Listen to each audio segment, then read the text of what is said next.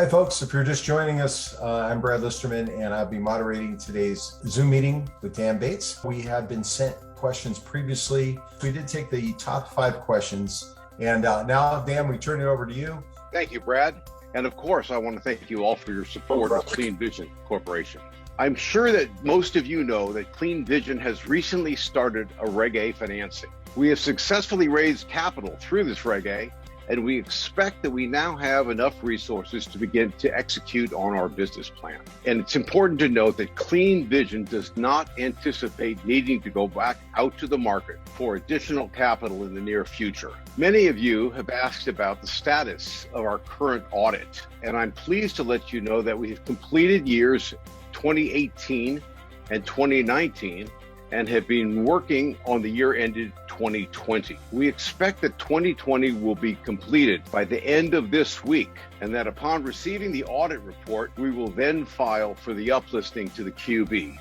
So now let me address our portfolio companies. After many months of working with 100 Bio, it's the feeling of management that it just doesn't strategically align with our mission. And as such, we will be dissolving the business relationship. The final terms of that dissolution will be made available in our quarterly statement once we have completed this unwinding.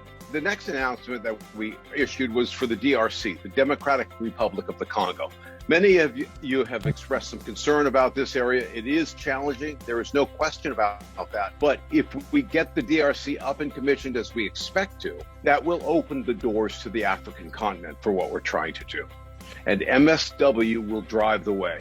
Municipal solid waste with an eye towards moving into plastics. Project financing discussions are underway, and the permits are being secured by our local partner, the Hamden Group, out of Kinshasa. We have recently announced that the company filed for IP protection for what it calls the Plastic Conversion Network. The PCN was created to help solve this problem for the developed world and add value to countries that are willing to store, process, and distribute these commodities from the waste streams. So another question that has come to the forefront here from some of our shareholders is about our technology partner. We selected Global Green International Energy as our provider for the technology and the hardware for the pyrolysis that will be used and deployed throughout the world. Partnering with GGIE has given us a really good technological advantage, and it also comes with global EPC services, which will shortcut the time to market and the ability to stand up or commission a facility. I hope that this brief overview gives you a clearer picture of what we have accomplished in the last few months and where we're going as a company. And Brad, now, if you'd like to open this up to some of these questions. Dan, thank you very much for that. Well, we have been asked to put together from all the top questions, 5 questions, Dan. Sure.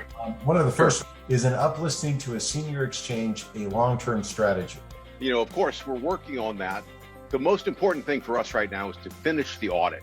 We're completing that this week. That's going to allow us to uplist to the QB, QX possibly, which will then be a stepping stone to a senior exchange, as you said. But first things first, we're going to finish this audit. We're going to become fully reporting. Then we expect to be able to go through that process. So the second question is who do you believe your largest competitor may be?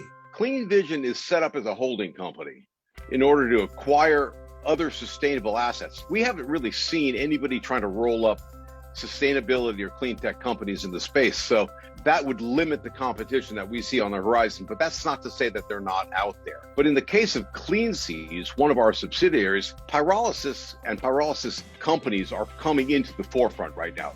It is a space of great interest, so there is competition in it.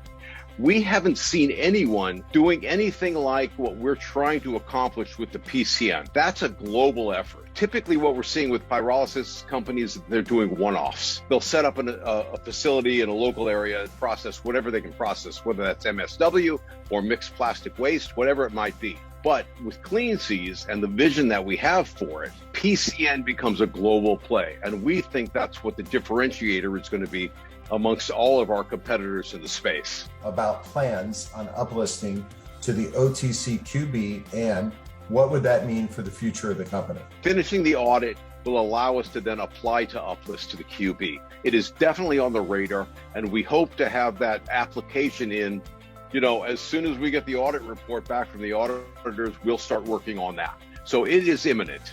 Also, another question that came in says, I'm curious as to the long-term plan for the company in relation to the other areas besides plastics. Obviously, plastics are the initial focus, but there may be expanding demand and markets with other wastes for environmental cleanup. Look, the short answer is it's a huge problem, right? The global waste issue extends not just to plastics, but to MSW, municipal solid waste, to landfills at capacity, to remediating whatever we can.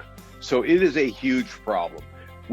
Clean Seas is focused on plastic, but it also is going to be working with the likes of Ecuador, DRC, and some other countries around municipal solid waste. We think the plastic pollution problem is really second only to climate change right now.